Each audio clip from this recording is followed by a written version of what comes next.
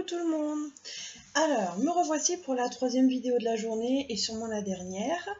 Donc, j'ai trouvé cette petite boîte, très sympa, sur une vidéo américaine. Donc du coup, je vous la fais en français avec les dimensions en centimètres.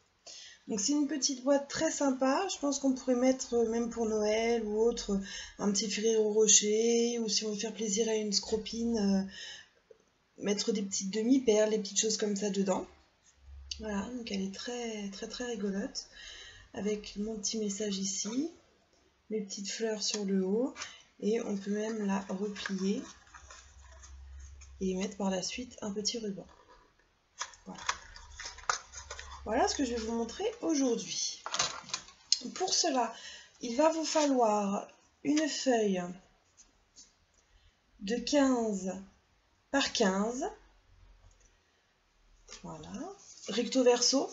Moi j'ai pris un recto verso, je trouve que ça fait plus joli quand on a les deux couleurs. Et souvent, le recto et le verso sont coordonnés, ils font très joli ensemble.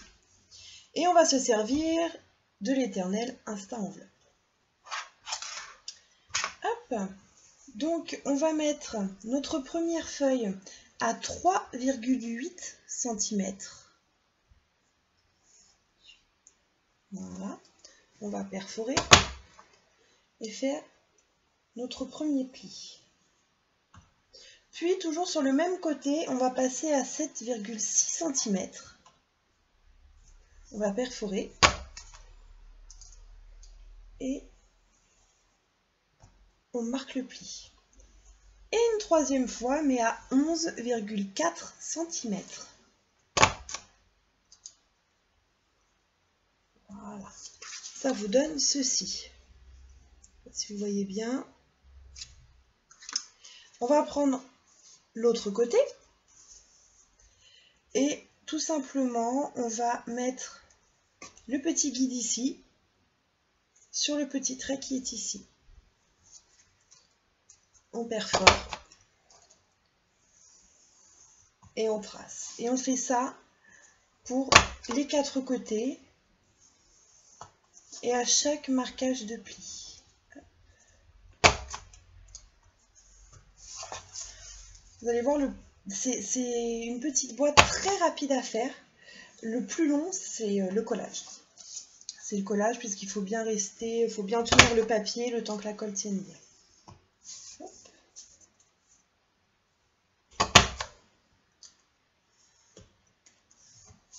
Voilà. Le dernier côté.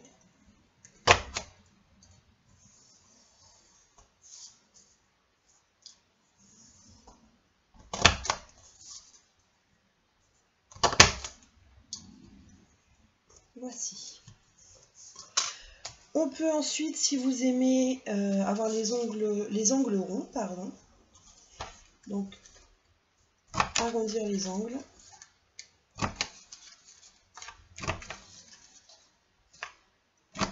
Voilà. On va passer au pliage. Alors, il va falloir faire attention au pliage, puisqu'en fait, on va devoir, vous voyez les traits qui sont ici, plier ces deux traits vers l'intérieur de la boîte et celui du haut vers l'extérieur pour avoir justement cet effet de petite languette extérieure pour refermer le couvercle. Alors c'est parti. Premier pli, donc du troisième trait vers l'intérieur, le deuxième trait vers l'intérieur et le dernier vers l'extérieur. Et on fait ça pour chaque côté.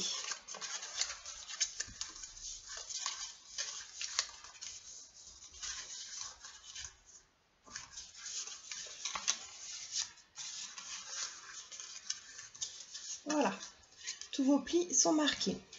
Maintenant, on va se servir de notre petit ciseau, notre petite mimine. Et on va couper, alors je ne sais pas si vous voyez bien, on va couper, donc vous avez un carré ici, on va couper ici et ici, de chaque côté, donc au chaque coin, donc ici et ici, ici et ici, ici et ici. je vais vous montrer.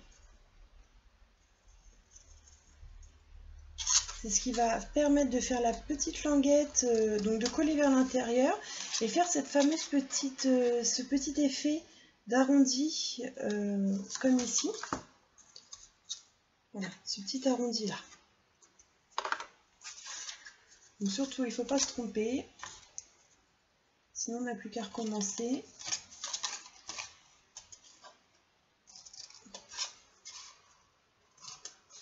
Voilà.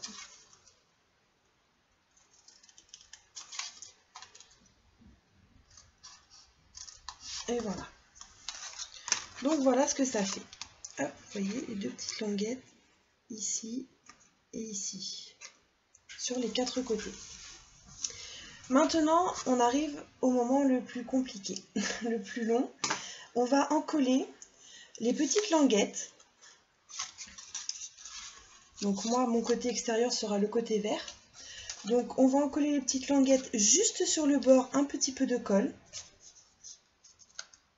Bord à bord ici. Il va falloir faire ça de chaque côté. Donc si je commence à gauche, la languette de gauche, je ne colle pas celle d'à côté, qui est ici. Je colle celle de gauche, qui est ici. Et on va coller celle-là. Vous allez voir que votre boîte va prendre une forme un peu bizarre, mais c'est ce qui va permettre de faire le petit arrondi après. Hop, je vous montre. Les premières languettes, restez surtout bien collées au bord et n'hésitez pas à mettre un peu plus de temps pour le faire, mais à ce que la colle soit bien prise. Je vais vous le faire en accéléré, je vais vous montrer ce que ça donne à la fin.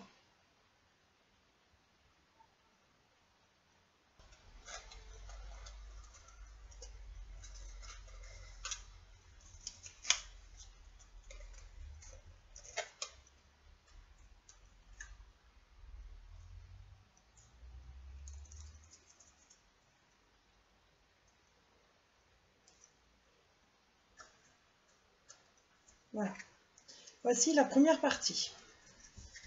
Donc, on va faire un petit surplus de colle. On va faire exactement la même chose, mais avec les languettes qui restent.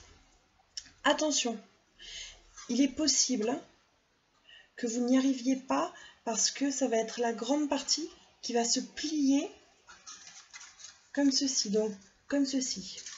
Donc, n'hésitez pas à forcer avec votre doigt pour donner le pli.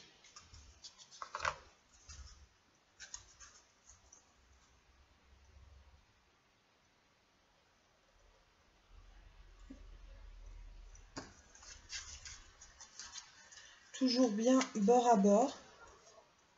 Vous voyez, j'appuie légèrement pour donner le pli. Et là, avec votre doigt, alors à l'intérieur, je ne sais pas si vous allez le voir comme il faut.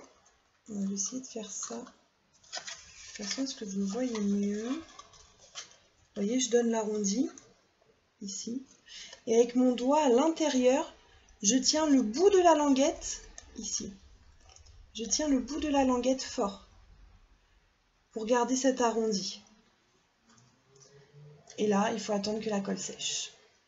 Donc pareil, si j'arrive à vous le faire en accéléré ou à couper la scène des trois autres côtés, vous aurez de la chance.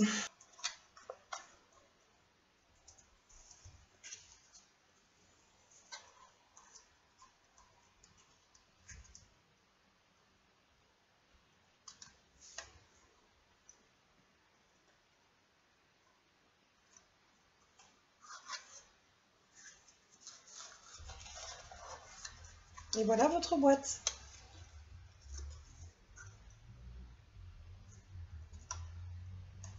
C'est pas mignon?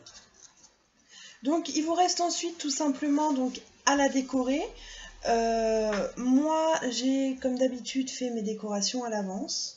Donc j'ai préparé un peu dans ce style là d'ailleurs. J'ai préparé 3 petites fleurs donc de la collection Petites Pétales que j'ai colorisées en 3 couleurs différentes avec les Stampin' Write 2013-2015 Incolor, donc que j'aime beaucoup. J'ai mis un petit strass au milieu. Voilà. Donc je vais vous coller ça.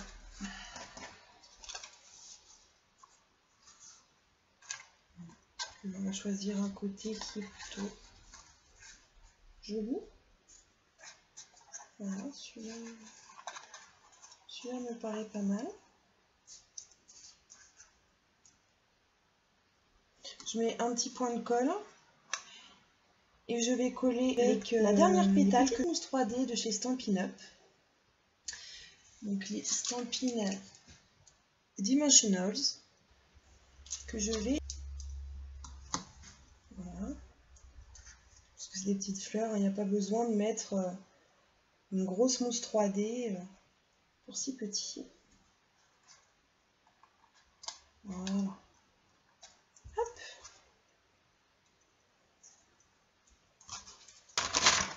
Voilà. Donc, et j'ai fait en plus donc une petite étiquette. Donc avec une chute du même papier qui me restait hein, sur l'autre couleur. Avec toujours les mêmes sets de tampons.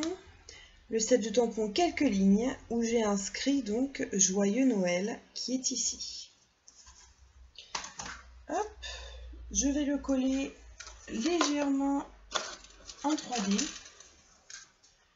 pour que ce soit un petit peu plus joli. Donc pareil, hein. Hop là. Une seule mousse me suffit. Hop. Voilà. Voilà.